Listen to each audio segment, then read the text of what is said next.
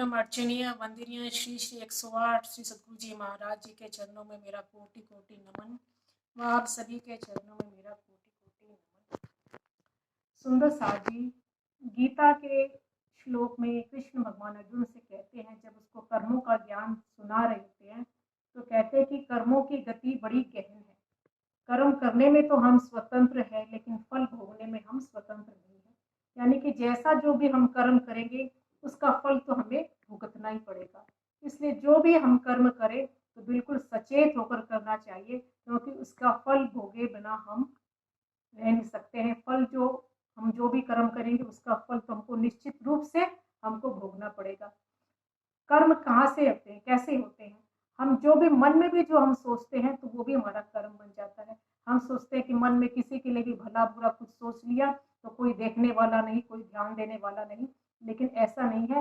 मन में भी जो हम सोचते हैं तो अच्छा बुरा जो भी सोचते हैं उसका भी फल हमको भुगतना पड़ता है। मन से और वचन से जो भी हम किसी को बोलते हैं, अच्छा बोले तो अच्छा कर्म, बुरा बोले तो बुरा कर्म, मन वचन और तन से जो भी हम कर्म करते हैं तो उस कर्म का फल हमको भुगतना पड़ता है। तो अपने कर्म के प्रति हमको बड़ा सावधान होने की जरूरत है, क्योंकि उसका फल हमको भोगना पड़ेगा। तो गुरु महाराज कहते हैं कि एक सेठ था जिसको कर्मों का ज्ञान था कि जो जैसा कुछ कर्म करेगा उसको तो वैसा फल उसको भुगतना ही पड़ेगा। तो वो लोगों को उधार दिया करता था, लेकिन बही का था, कुछ नहीं रखता था, क्योंकि उसको इस बात का ज्ञान था कि जो मेरे से कुछ लेकर जाएगा उसको एक न एक दिन तो आज नहीं तो कल उसको वो रकम चुकानी ही पड़ेगी। कर्म का भुगतान तो करना ही पड़ेगा, पैसों का भुगतान तो उसका करना ही पड़ेगा। तो वो कोई हिसाब किताब नहीं रखता था। तो उसी नगर में दो लफंगे थे, तो उनको इस बात की घूमते घूमते इस बात की खबर उनको लग गई। तो सोचा कि चलो आज उस सेठ को ही लूटते हैं, वो हिसाब किताब तो कोई रखता नहीं है, तो हम तो ले लेंगे और अगला पिछला जन्म किसने देखा है, जो होगा वो सब देखा जाएगा। तो ये सोचकर दो लफंगे जो है उस सेठ के पास चले जाते हैं। शनिवार का दिन रहता है, पहुंचते पहुंचते शाम हो जाती है। जाते हैं तो कार्यालय में मंत्री जो उसका मुनीम है वो बैठा रहता है। तो कहता है कि भाई आओ, आज तो शनिवार है, आज तो कार्यालय बंद हो गया, कल रविवार की भी छुट्टी है, सोमवार को जब ये कार्यालय खुलेगा, ऑफिस खुलेगा, तब तुम्हें जितनी रकम चाहिए वो तुमको मिल जाएगी।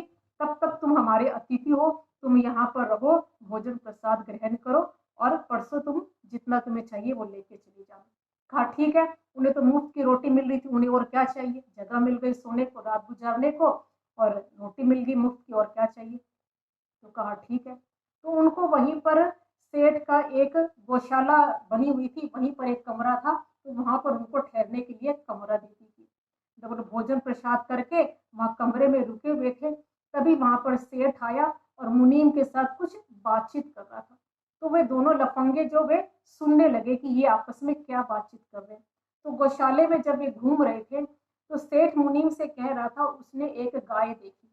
तो सेठ ने मुनीम से पूछा कि भाई इस गाय का कितना हिसाब किताब बाकी है। तो मुनीम जो है वो त्रिकालदर्शी था, उसको अगले पिछले जन्मों का ज्ञान रहता था।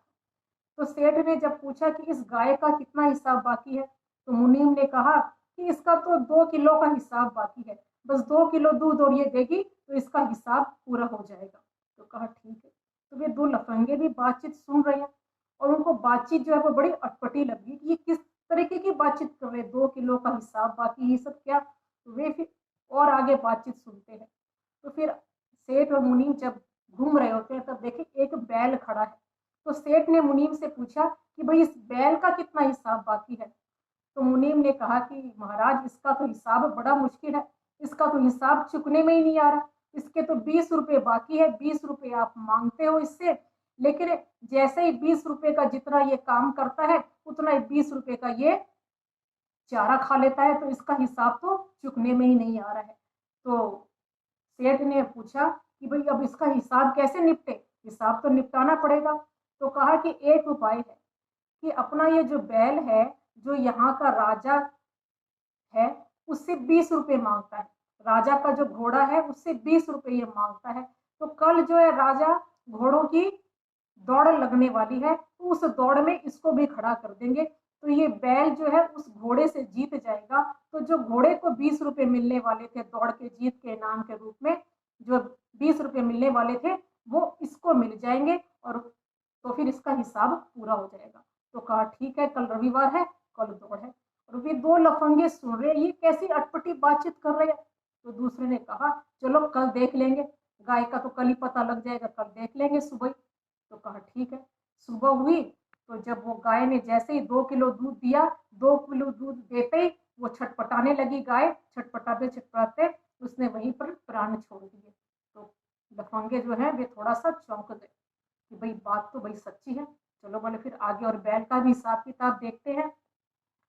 तो राजा ने दौड़ लगाई हुई थी, उसमें राजा का घोड़ा भी था और साथ में उस बैल को भी खड़ा कर दिया। जब दौड़ शुरू हुई तो घोड़ा तो जो है वो अपनी जगह पर उछलता कूदता रह गया और बैल धीरे धीरे जाकर वो दौड़ जीत गया। हालांकि बैल और घोड़े का कोई मुकाबला नहीं है, लेकिन ये आपस में लेन देन की बात थी तो बैल जीत गया। तो जो इनाम घोड़े को मिलना था वो बैल को मिल गया, यानी कि बैल के मालिक को मिल गया, सेठ को मिल गई 20 रुपए। तो हिसाब किताब सेठ का पूरा हो गया और वो बैल जो है वहीं पर उसने प्राण छोड़ दिए। बैल का हिसाब किताब पूरा हुआ और वो वहीं खत्म हो गया। और जो घोड़े को जो मिलने वाले थे वो बैल को मिल गए।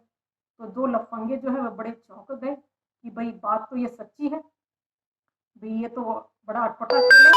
हम तो 2-2 हजार रुपये मांगने आए थे। उनके भी दिमाग में ये बात आई कि 20 रुपए के लिए उनको ज्ञान हो गया कि 20 रुपए का भी हिसाब जो है वो चुकने में नहीं आ रहा है। रोज खाता है, रोज कितना काम कर रहा है, तो हम तो राजा से सेठ से 2-2 हजार रुपए लेने आए थे, तो हमको तो पता नहीं कितने जन्म लग जाएंगे इसका चुकता भुगतान करने में। तो उनका तो विचार बदल गया जब उन्होंने ये देखा। और उसके बाद जब अगला दिन आया, सोमवार आया, तो मुनीम ने पूछा कि भाई तुम कितने कितने रुपए मांगते हो। बोला नहीं हमें तो कुछ नहीं चाहिए, हम तो यूं ही घूमते घामते आ गए थे, विश्राम करने के लिए जगह चाहिए थी, ये 100 रुपये आप हमारे खाने के लो और हम तो चले। तो जो मुफ्त का खाना लूटने आए थे, कुछ लेने आए थे, उनको जब ज्ञान हो गया, कर्मों का ज्ञान हो गया कि हम जो इनसे रुपए लेंगे तो वो हमको चुकाने पड़ेंगे, जन्म जन्मांतर तक हमको चुकाने पड़ेंगे, उससे हम बच नहीं सकते। तो जब उनको कर्मों का ज्ञान हो गया तो उनकी राह बदल गई, उनका मार्ग बदल गया। तो ऐसे ही हमको भी अपने कर्मों का ज्ञान होना चाहिए कि हम जो भी कर्म करते हैं निश्चित रूप से हमको भोगना पड़ेगा, कोई गुंजाइश नहीं है कि उससे हम छूट जाए। सब कुछ परमात्मा की नजर में, परमात्मा का जो सिस्टम है, जो सॉफ्टवेयर परमात्मा ने लगा रखा है, उसमें कभी कोई वायरस नहीं आता, कभी कोई गलती नहीं आती है। खुद भगवान कृष्ण गीता में कह रहे हैं कि तू कर्म करने में स्वतंत्र है लेकिन फल भोगने में स्वतंत्र नहीं है। तो जैसा कुछ हम कर्म करेंगे उसका हमको भुगतान करना ही पड़ेगा। आप सबने कभी सुना होगा कि वाल्मीकि ऋषि जिन्होंने रामायण लिखी थी, राम के आने से पूर्व ही उन्होंने रामायण की रचना कर डाली थी, लेकिन एक समय में वो क्या थे, किस नाम से जाना जाते थे, वे बाल्या लुटेरा के नाम से जाना जाते थे, लूटपाट करते थे। लेकिन उनके जीवन में महान परिवर्तन हो गया जब उनको नारद मुनि का सत्संग मिला और नारद मुनि ने उनके उनके कर्मों का ज्ञान करवा दिया। जो लूटपाट करता था, तो 1 मिनट का सत्संग वाल्या लुटेरा को मिला कि जब नारद मुनि ने उनको कहा कि तू ये दिन रात जो लूटपाट करता है, तो क्या तेरे को ज्ञान है कि इसके कर्मों का, जो तू कर्म कर रहा है, बुरे कर्म कर रहा है, इसका तुम्हें फल भी भोगना पड़ेगा।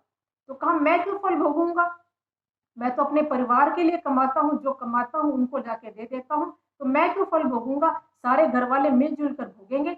तो कहा जाकर पूछ लो अपने घर वालों से कि वे इसका फल भोगने के लिए तैयार है क्या। तो जब घर गया तो अपने माता पिता पत्नी बच्चों सबसे पूछा कि भाई मैं जो ये लूट पाट करके कमा के लाता हूँ, तो क्या तुम इसके फल भोगने में तुम मेरे सहभागी हो। तो कहा हम तो तुम्हारे कर्मों में सहभागी नहीं है, हमें तो तुम जो कमा कर लाओगे उससे हम घर चलाएंगे, चाहे तुम वो मेहनत करके कमा के लाओ चाहे लूट पाट करके लाओ, वो तुम्हारी जिम्मेवारी है, हमें तो बस कुछ खाने के लिए कुछ भी तुम कहीं से भी कुछ कमा कर लाओ। तो जब इस बात का ज्ञान हो गया कि मैं जो ये लूट पाट कर रहा हूँ तो उसको मुझे ही उसका फल भुगतना पड़ेगा, तो उसकी राह ही बिल्कुल बदल गई और फिर उसको झटका लगा, ये बात उसको चुभ गई। फिर नारद मुनि के चरणों में पड़ता है कि मैंने तो पता नहीं सारी उम्र कितनी लूट पाट करी है, तो इस कर्मों से मैं कैसे बच सकता हूँ। तो फिर उसको राम नाम का मंत्र दिया। इतना पापी था, इतना पाप कर रखा कि राम नाम भी उससे सीधा नहीं जपा जा रहा था, लेकिन कहा कि राम राम नहीं तो तुम मरा मरा ही जप ले। मरा मरा करते जब राम निकल गया तो उसके जीवन में परिवर्तन आ गया। तो ऐसे ही हमको भी अपना जब कर्मों का ज्ञान हो जाएगा कि हमको अपने कर्म किए भुगतने पड़ेंगे, तो हमारी भी राह बदल जाएगी।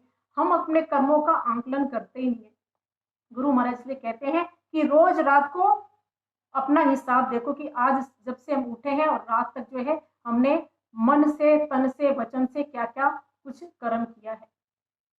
अपना विचार खुद, आकलन खुद अपनी अपडेट करें, रोज अपडेट रहे अपने कर्मों के, और फिर उसका हमको हिसाब लगाना होगा कि आज मैंने बुरा किया, सही किया, तो बुरा किया तो उससे हम अब कैसे बच सकते हैं। तो गुरु महाराज बतलाते हैं उसका भी तरीका है, भजन करो।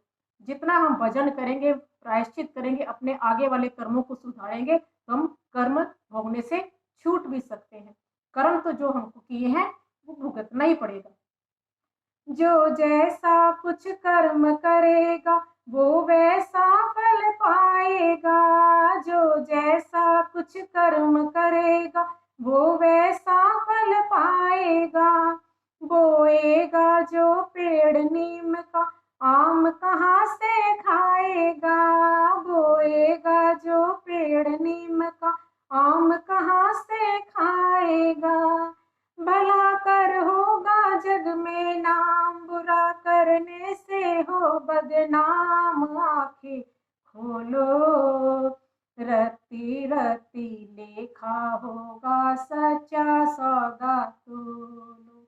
यानी कि एक एक रत्ती का हिसाब हमको देना पड़ेगा, एक एक रत्ती का, एक एक कर्म का। तो इसलिए सच्चा सौदा तोलो, जो हमारा साथ देगा, जो हमको ऊपर उठाएगा, ऐसा सौदा हमको तोलना है।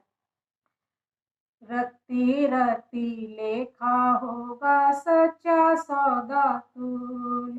सोए काहिर लंबी तान, कुछ तो होश करो नादान। आंखें खोलो रत्ती रत्ती लेखा होगा, सच्चा सौदा तूलो। रत्ती रत्ती लेखा होगा, सच्चा सौदा तूलो।